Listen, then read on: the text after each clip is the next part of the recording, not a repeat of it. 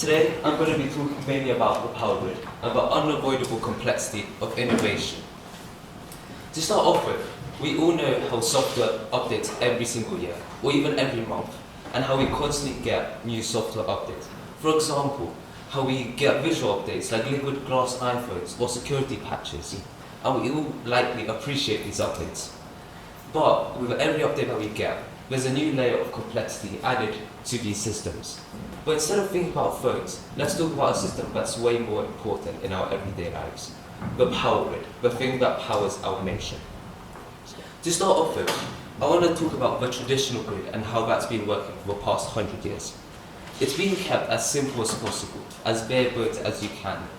For example, like with a power grid, there are three main broad sections: the power generation, through let's say coal, the power transmission through the cables, and your home where it gets delivered to. This has been kept quite simple and has been reliable due to the predictability of the power generation. However, the UK has been striving for something else, something newer, something more innovative, that I'm sure you all know: renewable energy. This has been done to hit a new net zero goal. However, not everything is free. With this new net zero goal, renewable energy has been adding complexity to these systems year on year for every single one that we add. The reason this has been happening is because we have moved from a handful of power generators to thousands of power generators located across the entire country, each with unpredictable power generation. So we, as a country, are spending over £90 billion to make it so that you and everyone else can flip a light switch and still get the power they need. But why? Why is this renewable energy adding so much complexity? Sure, there are more power generators, but what does this mean? Let me take an example for you. Imagine you're a manager leading a group of people. Let's say that you're leading 10 people. Each one is highly skilled, able to take over and control a large area of work. But now, instead of those 10 people, imagine that you have been told to control 1,000 people scattered across the city simultaneously and coordinate that all, where each one makes a smaller amount of work. And now you need to make it so that they all are coordinated perfectly to mean that you empower everything back to you. In 2003, in Northeast America, there was a blackout.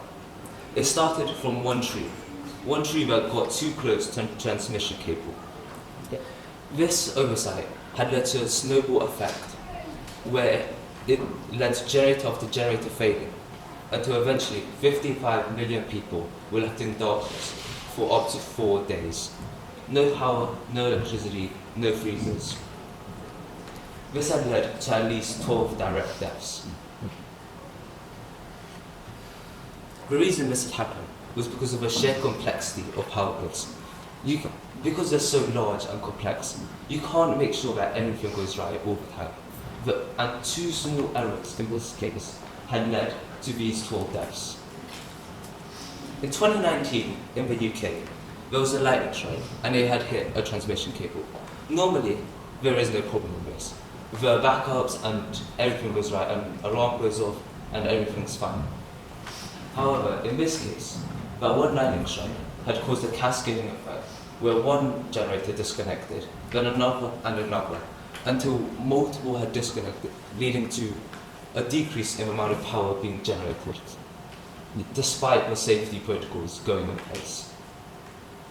This one lightning strike had led to 5% of the UK population being disconnected from power.